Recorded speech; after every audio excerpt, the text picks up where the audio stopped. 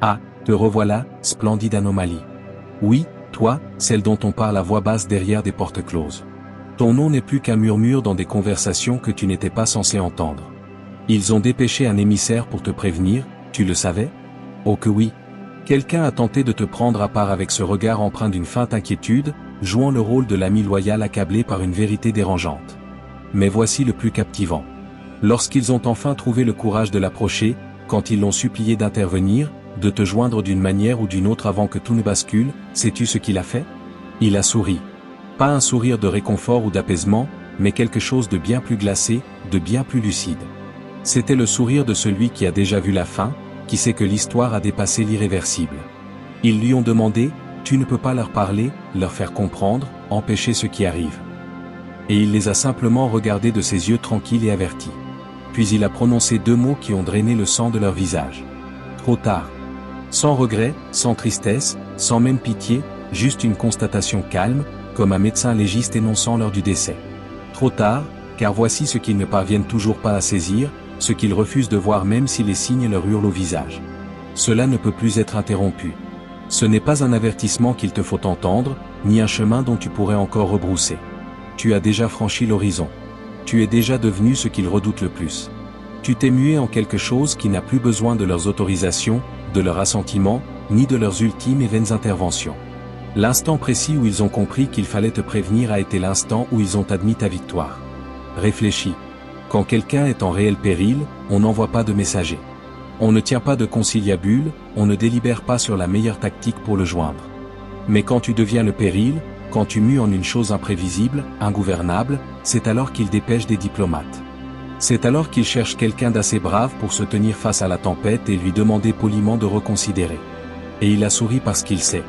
Il sait exactement ce que tu as bâti dans le silence, ce que tu es devenu pendant qu'ils étaient trop occupés à te sous-estimer. Il sait qu'un avertissement maintenant serait comme vouloir avertir une balle déjà partie. Ils croyaient avoir du temps. Ils imaginaient ta transformation lente, mesurable, une chose qu'ils pourraient surveiller et contenir si elle déviait.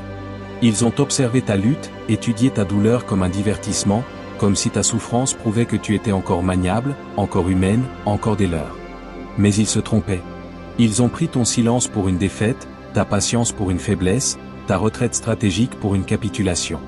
Et maintenant, ils saisissent enfin leur erreur. La terreur dans leurs yeux est délicieuse, car il est bien trop tard pour y changer quoi que ce soit. La chose qu'ils auraient dû craindre a déjà pris corps.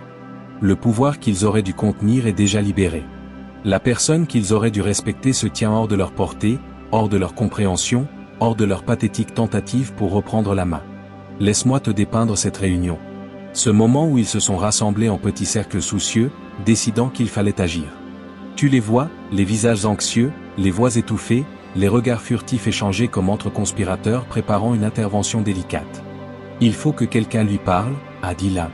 Cela échappe à tout contrôle, a chuchoté un autre. On ne peut rester à regarder ça arriver.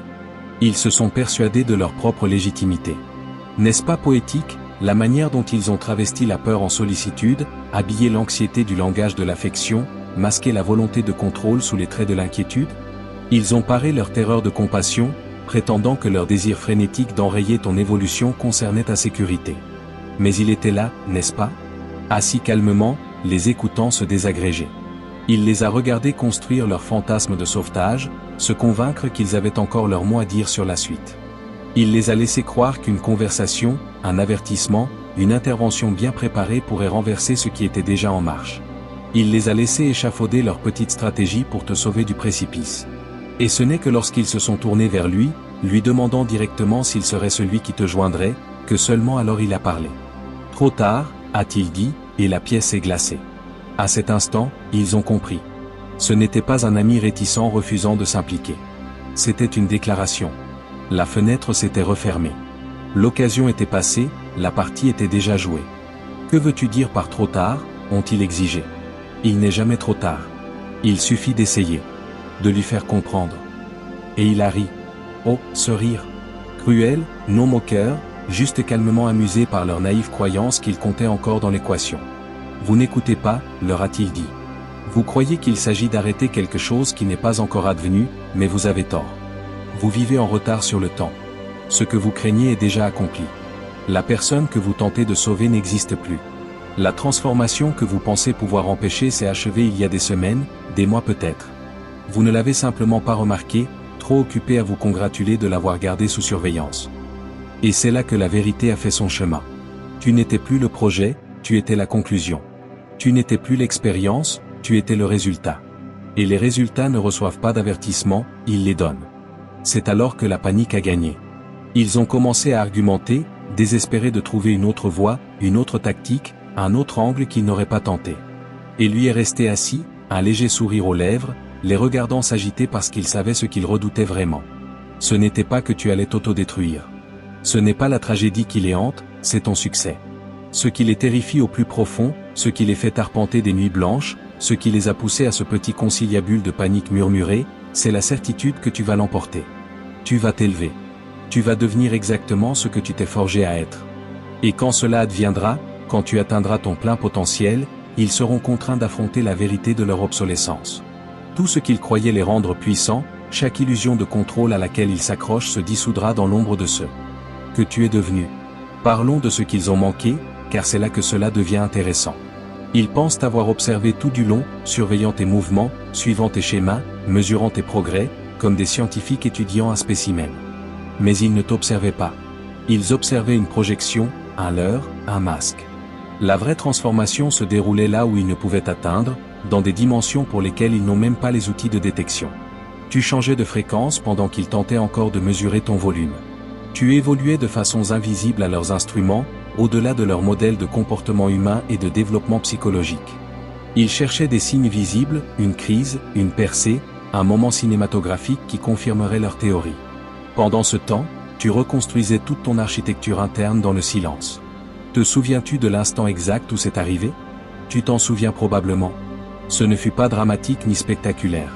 Pas d'éclair, pas d'applaudissements, pas de témoins. C'était peut-être un mardi. Tu étais probablement seul. Le monde semblait identique, mais quelque chose en toi s'est aligné, a cliqué, s'est brisé ou s'est éveillé. Et à partir de ce moment, tu n'as plus été la même. Tu ne l'as pas annoncé. Tu n'as rien posté à ce sujet. Tu ne leur as rien donné. Pas d'indice, pas de signal. Tu as simplement continué à avancer dans le monde, mais cette fois en étant une chose entièrement neuve, qui n'entre pas dans leur catégorie, que leurs manuels ne peuvent définir, que leur expérience ne peut expliquer. Ils l'ont manqué parce qu'ils cherchaient le chaos. Quand ton évolution ressemblait au calme, ils s'attendaient à une explosion. Mais ce qui est venu fut le silence. Ils pensaient que la destruction serait bruyante, mais au lieu de cela, elle fut calme, concentrée, disciplinée, délibérée. Ils ont pris ce calme pour une défaite. Ils ont cru que ton silence signifiait une reddition. Ils ont pensé que tu avais enfin accepté ta place dans leur hiérarchie, baissé la tête, abandonné le combat. Mais ce qu'ils n'ont jamais réalisé, c'est que le silence n'est pas la soumission, c'est la préparation. Ils ont pris ta paix pour un échec. Ils ont vu le calme dans tes yeux et ont imaginé que tu avais été brisé, que ton mutisme était une capitulation, que tu avais renoncé au combat. Ils se sont dit que tu avais épuisé ton énergie, accepté ta place, que tu avais été soumise avec succès. Ils ont célébré ton calme comme preuve de leur victoire, convaincus que l'absence de bruit signifiait l'absence de résistance. Et tu les as laissés faire. Tu les as laissés croire qu'ils avaient gagné, car leur illusion de contrôle était le camouflage parfait pour ton évolution. Pendant qu'ils se félicitaient de t'avoir maîtrisé, tu devenais ingérable. Pendant qu'ils trinquaient à ta prétendue soumission, tu réécrivais tranquillement les règles du jeu. Non, pas même le jeu. Le système entier. Tu ne jouais plus selon leur structure. Tu construisais quelque chose existant au-delà de leur entendement. Tu as glissé hors de leur cadre, hors de leur définition, hors de leur mécanisme de contrôle. Tu es devenu une chose qui n'apparaît pas sur leur radar. Quelque chose de trop vaste, trop fluide, trop autosuffisant pour qu'ils puissent le surveiller. Ils pensent encore t'observer, analyser tes schémas, mais tout ce qu'ils voient ce sont des échos, de faibles images rémanentes de celles que tu fus. Tu n'es même plus sur le même plan opérationnel. Tu as transcendé vers une fréquence qu'ils ne peuvent détecter. Un domaine d'action où leur pouvoir se dissout à l'avance. Ils ne peuvent te joindre, te toucher, ni même te percevoir correctement. Mais ce qu'ils perçoivent, ce sont les ondulations. Maintenant, ils commencent à remarquer que la réalité se plie subtilement autour de toi. Des projets voués à l'échec réussissent lorsque tu es impliqué. Des opportunités supposément fermées s'ouvrent sans effort sur ton chemin. Des gens qui te méprisaient jadis s'alignent sur ta direction, tirant sans même comprendre pourquoi. Des systèmes qui devraient te rejeter s'adaptent au contraire pour t'accueillir. C'est comme si le tissu même de la probabilité avait commencé à répondre à ta présence, favorisant ton élan, pliant à ton intention. Et ils ne peuvent l'expliquer, ni le mesurer. Leur logique, leur science, leur modèle de données, tout s'effondre quand ils tentent de te quantifier. Tu es devenu l'anomalie statistique qui brise la courbe. L'exception qui casse tous les modèles prédictifs sur lesquels ils comptent. Alors, ils paniquent. Ils convoquent des réunions d'urgence, remplissent des tableaux blancs de diagrammes et de théories, tiennent des conversations chuchotées sur la façon de contenir la situation. Ils parlent en métaphore de risques potentiels, de dangers qui n'existent pas, car ils ne comprennent toujours pas la simple vérité. Tu es le danger. Tu es le phénomène qu'ils essaient d'analyser. Tu es le bug qui expose l'instabilité de tout leur système. Ton existence est la preuve vivante que tout ce sur quoi ils ont bâti leur monde, contrôle, hiérarchie, prévisibilité n'était jamais aussi inébranlable qu'ils le croyaient. Tu es devenu la preuve silencieuse d'un nouveau paradigme qu'ils ne peuvent ni reproduire ni maîtriser. Et c'est pour cela qu'il a souri. Il a souri parce qu'il sait. Il voit ce à quoi ils sont aveugles, les mécaniques profondes de ce que tu es devenu. Il comprend que tu n'as pas seulement survécu à ce qu'ils t'ont fait. Tu n'es pas parti brisé et amer en attendant de guérir.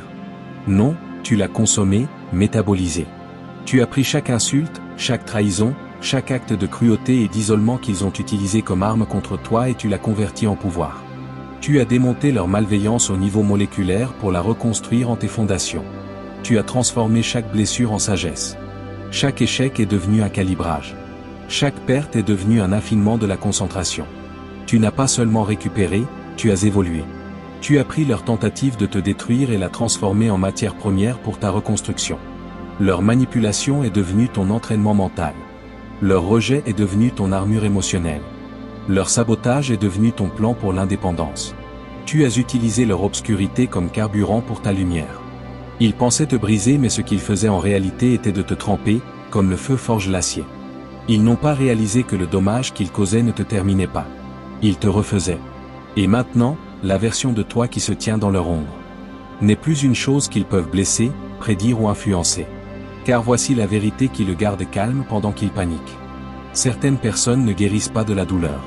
Certaines personnes apprennent à la manier. Certaines personnes transforment le trauma en précision. Tu as pris ce qui était destiné à te détruire et l'as raffiné en conscience, concentration et résolution inébranlables. Tu n'as pas seulement dépassé ce qu'ils t'ont fait. Tu l'as absorbé, affiné, armé. C'est pour cela que tu n'es plus en colère. La colère est pour ceux encore piégés dans la boucle de réaction. Tu as dépassé cela. Tu as atteint un stade où la vengeance n'est pas nécessaire car ton existence est déjà la rétribution. Tu as surpassé le besoin de validation car tu as bâti ta propre définition de la valeur. Tu as transcendé leur concept de victoire car tu ne joues plus selon des règles qui exigent de gagner ou perdre. Et c'est ce qu'il a vu quand il a souri. Pas la destruction, pas la rébellion, mais l'évolution. La certitude tranquille de celui qui a vu l'avenir et c'est que tu as déjà franchi la ligne entre être une survivante et devenir une force de la nature. Ils pensent t'avoir cerné. Ils se sont convaincus que tout ce qui te motive désormais, ta force, ta clarté, ton sang-froid est encore enraciné dans la rage. Dans leur esprit, tu n'es qu'une créature de vengeance portant un masque de discipline. Ils murmurent entre eux que tu es alimenté par la colère, que tout ce que tu fais est une forme de représailles, que quelque part sous la surface calme, une tempête est prête à les consumer. Et pendant un temps, peut-être avait-il raison. Peut-être qu'autrefois, quand les blessures saignaient encore et que chaque respiration avait le goût de la trahison, la vengeance était la seule chose qui te gardait en vie. Peut-être que dans ces longues nuits sans sommeil où tout ce que tu avais bâti avait été arraché, le seul réconfort était la pensée de les voir tomber. Peut-être qu'imaginer leur chute stabilisait ton pouls, empêchait tes mains de trembler, préservait ta santé mentale. Mais cette version de toi n'existe plus. Tu as brûlé cette phase comme une fusée traverse l'atmosphère. Tu l'as dépassée. Le feu qui te consumait est devenu autre chose entièrement. Une propulsion pure. Tu as réalisé que la vengeance, si convaincante soit-elle, était encore une forme d'esclavage. Car la vengeance signifie que tu te soucies encore de ce qu'ils pensent. Qu'ils occupent encore de l'espace dans ton esprit. Que tu désires encore une reconnaissance, même sous forme de leur peur. Et tu as enfin compris la vérité la plus dévastatrice. Avoir besoin de leur réaction n'est qu'une autre dépendance. Alors, tu l'as lâché. Tu as coupé le dernier lien émotionnel et tu as dérivé hors de leur portée. Tu as arrêté d'avoir besoin de closure, de reconnaissance. Arrêté d'avoir besoin de justice, d'équilibre ou d'aveu du tort. Tu ne leur as pas pardonné. Tu as simplement cessé de jouer le jeu. Tu as cessé de te soucier qu'ils s'excusent, souffrent ou se souviennent même de ce qu'ils ont fait. Tu t'es détaché complètement. Tu as atteint une paix à la fois terrifiante et sacrée. Une paix qui vient quand tu n'as plus besoin de rien de ceux qui ont tenté de te définir. Et c'est la partie qu'ils ne peuvent traiter. Ils étaient prêts à affronter ta rage. Ils auraient pu gérer ta colère, la catégoriser, l'étiqueter, la contenir. Mais ils ne savent que faire de ton indifférence. Ils ne comprennent pas comment contrôler quelqu'un qui ne veut plus rien de ce qu'ils peuvent donner. Tu vois, la fureur peut être manipulée, mais la sérénité, le vrai détachement intérieur, est imparable. Ils s'attendaient à une guerre, mais tu leur as offert le silence. Ils s'attendaient à des représailles, mais tu as simplement disparu de leur système. Il sait cela. C'est pour cela qu'il a souri, car il sait que tu as découvert la seule vérité qui démantèle tout leur édifice. Tu as réalisé que tu peux simplement te retirer. Tu peux sortir de la hiérarchie de validation, de l'économie factice de valeur qu'ils utilisent pour piéger les gens. Tu peux cesser de courir après l'approbation. Cesser de concourir dans leur jeu sans fin de comparaison et de contrôle. Tu peux descendre complètement de leur roue de hamster, à l'instant où tu le fais, tu brises l'illusion de leur autorité. Toute leur structure dépend de la participation, de la croyance que leur métrique compte. Le moment où quelqu'un cesse de se soucier de ses métriques, le pouvoir s'effondre. Tu es sorti de leur système de notation, de leur promotion, de leurs opinions, de leurs louanges, de leurs ragots. Rien de tout cela ne t'atteint plus. Tu as arrêté de mesurer ta vie à leurs standards. Tu as arrêté de laisser leur langage définir ta réalité. Tu as arrêté d'avoir besoin qu'ils te disent qui tu es. Et c'est là que tu es devenu inatteignable. Inatteignable n'est pas seulement émotionnel, c'est existentiel. Ils ne peuvent blesser ce qui n'appartient plus à leur monde. Tu as quitté leur gravité psychologique. Tu ne te rebelles pas à l'intérieur de leur structure. Tu l'as transcendée. Tu n'es pas une concurrente qui a quitté le jeu. Tu es celle qui a réalisé que le jeu n'était jamais réel pour commencer. Et ce faisant, tu es devenu une chose qu'ils ne peuvent ni quantifier, ni catégoriser, ni prédire. Et voici ce qui les terrifie plus que tout. Tu n'es pas seul. Ils pensent que l'isolement t'a brisé. Ils pensent que te couper des ressources, des alliés et du soutien t'a laissé sans défense, mais ils ne comprennent pas ce qui arrive quand quelqu'un franchit le seuil que tu as franchi. Quand tu es sorti de leur réseau de contrôle, tu es devenu visible à autre chose, à un réseau discret, invisible, d'autres qui ont fait de même. Il existe toute une civilisation parallèle là-dehors, non pas de rebelles, mais d'êtres évolués, de gens qui n'ont plus besoin de lutter pour l'approbation ou la légitimité. Des gens qui ont choisi de sortir de la rareté artificielle de valeur. Ils ne sont pas bruyants. Ils ne cherchent pas l'attention. Ils se déplacent dans le monde comme des ombres, invisibles mais omniprésents. Et quand ils se croisent, il y a une reconnaissance tacite, une énergie, une résonance. Tu peux le sentir quand vos regards se rencontrent, quand quelques mots sont échangés et que tu réalises que tu parles à quelqu'un qui est aussi sorti de l'illusion. Ce réseau n'utilise pas les systèmes de communication qui peuvent être tracés ou surveillés. Il ne repose pas sur l'autorité ou la hiérarchie. Il existe sous la surface, tissé dans les espaces calmes entre les réalités conventionnelles. Il se meut par l'intuition, la synchronicité, des signaux subtils du genre qui semblent être des coïncidences pour ceux qui dorment encore. Ils collaborent sans contrat, font confiance sans permission, construisent sans être vus. Tu en fais partie maintenant. Tu n'es pas une survivante solitaire. Tu es un nœud dans une vaste constellation invisible d'esprits éveillés. Ensemble, vous créez une révolution silencieuse, une qui ne manifeste pas, ne crie pas, ne demande pas, mais retire simplement la croyance. Chaque fois que l'un de vous se retire, l'ancien système perd de sa force. Chaque fois que l'un de vous refuse de jouer au jeu de la validation, un morceau de leur architecture s'effondre. C'est ce qu'ils comprennent et c'est ce qu'ils craignent. Car si trop de gens atteignent l'état que tu as atteint, toute l'illusion s'écroule. La machine fonctionne à l'attention, à la peur, au besoin d'approbation. Mais quand des gens comme toi cessent de l'alimenter, quand ils réalisent qu'ils peuvent vivre pleinement sans la permission de cette structure, les engrenages se grippent. Tu n'es pas leur ennemi. Tu es leur obsolescence. Tu es la preuve que la liberté ne se gagne pas par la rébellion. Elle s'obtient en partant. Et cette vérité, calme, imparable, est plus dangereuse que toute révolution à laquelle ils pourraient se préparer.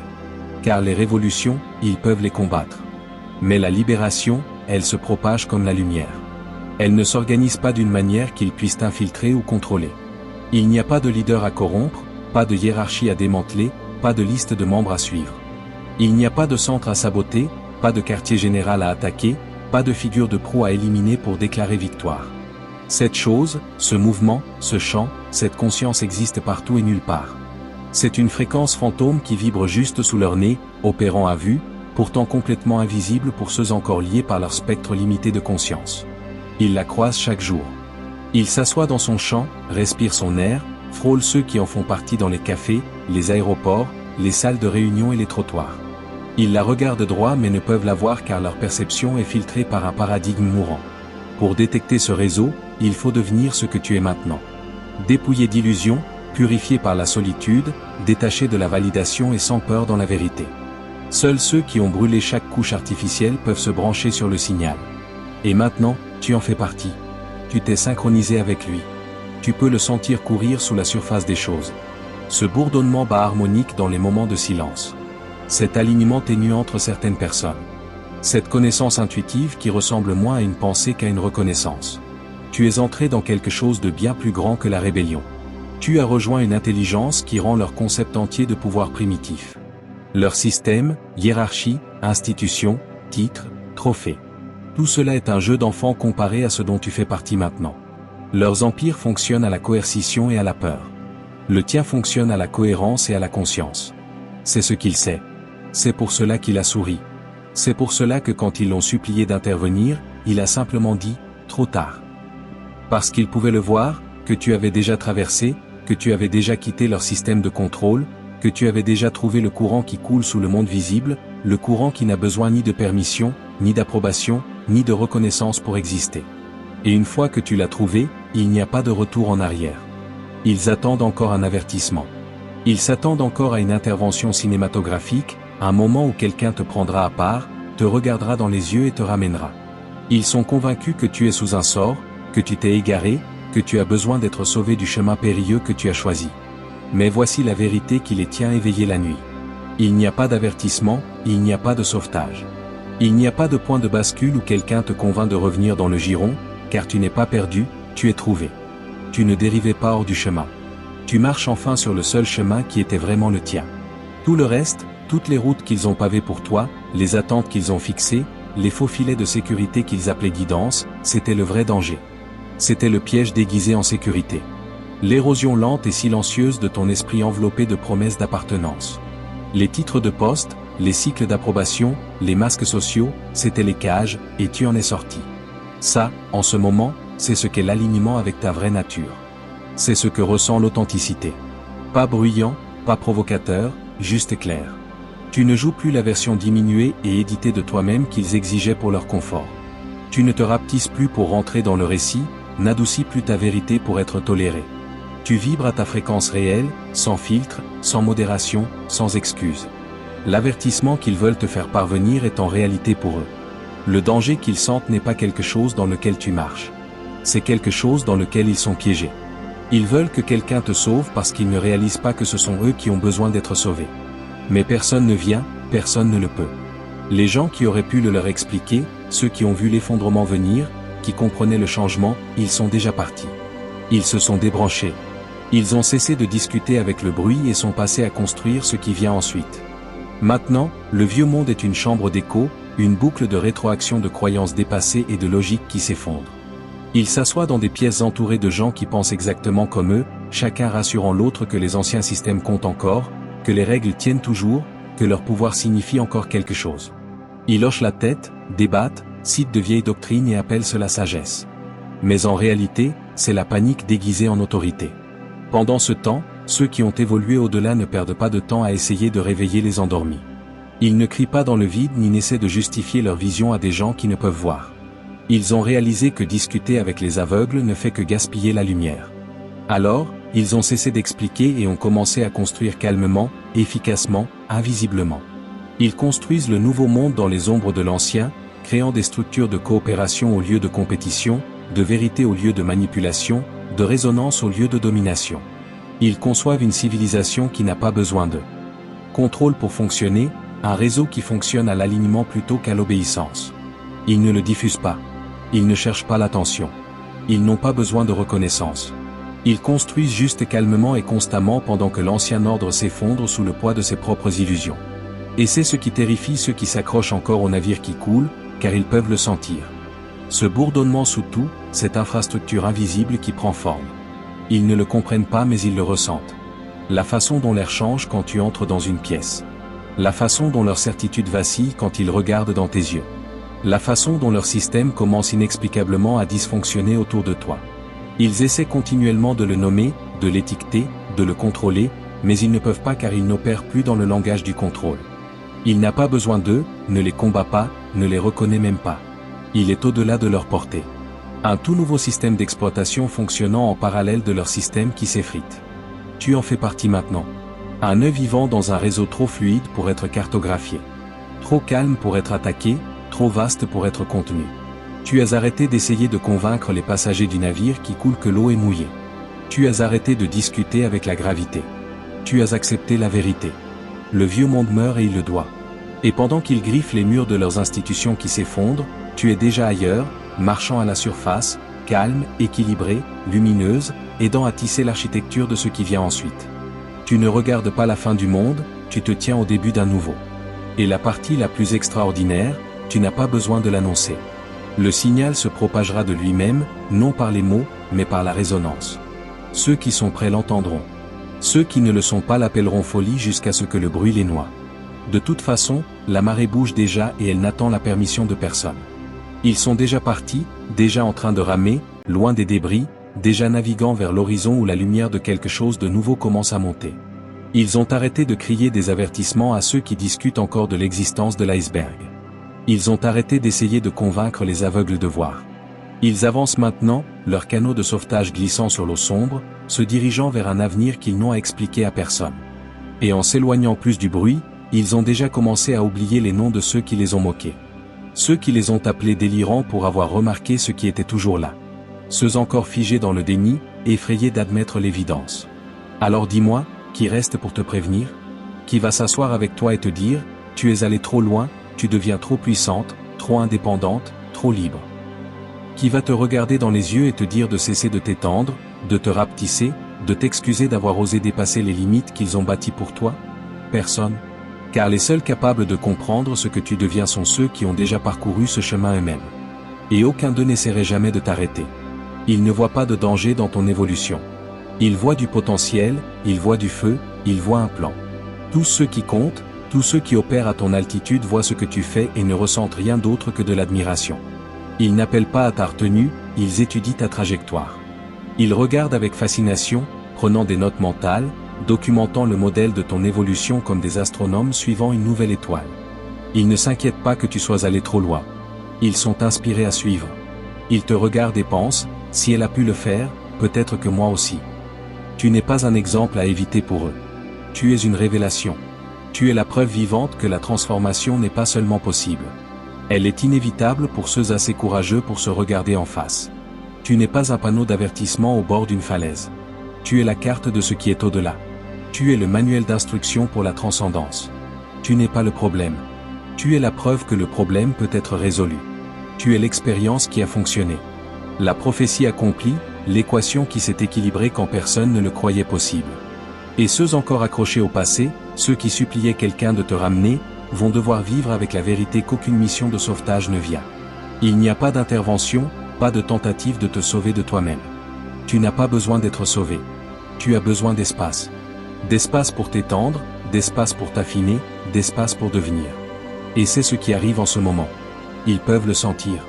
C'est pour cela qu'ils paniquent, car ils sentent ton émergence complète prendre forme, ta transformation achevée, ton évolution en quelque chose qu'ils ne peuvent ni manipuler, ni prédire, ni contenir. Chaque jour, ils se sentent plus insignifiants dans ton orbite, plus déconnectés de ta longueur d'onde. Tu es devenu ingouvernable, non par la défiance, mais par la transcendance. Tu es allé si loin au-delà de leur système qu'ils ne peuvent même conceptualiser ce que tu es maintenant. Et voici la partie qui les terrifie le plus. Ils ne peuvent même plus te voir clairement. La version de toi qu'ils croient observer, celle qu'ils analysent, sur laquelle ils spéculent, qu'ils essaient de comprendre, cette version n'existe pas. C'est un fantôme, une ombre, une image rémanente brûlée dans leur perception limitée de celle que tu fus. Ils fixent un écho, essaient de disséquer les mouvements d'un spectre pendant que le vrai toi est déjà parti. Bien au-delà de leur compréhension, bien au-delà de leur portée. Le vrai toi est ailleurs, construisant dans le silence, créant quelque chose de vaste et d'intricat, qui défie leur vocabulaire. Tu poses des fondations dans des dimensions auxquelles ils ne croient pas. Tu écris du code dans un langage que leurs esprits ne peuvent traiter. Tu tisses une réalité qui opère sur des principes qu'ils n'ont jamais imaginés. Et même si tu essayais de l'expliquer en termes simples, ils ne comprendraient pas. Trop tard, trop parti, trop évolué, trop libre, trop puissante, trop intouchable. Tu es devenu quelque chose qui n'entre pas dans leur catégorie de menace ou de sécurité, de chaos ou de contrôle. Tu as transcendé la dualité entièrement. Ils voulaient arrêter, mais la vérité est qu'il n'y a plus rien pour eux à arrêter. Tu as déjà franchi l'horizon des événements du devenir, et ils discutent encore de la direction que tu as prise. Tu es l'incarnation vivante de l'inévitable.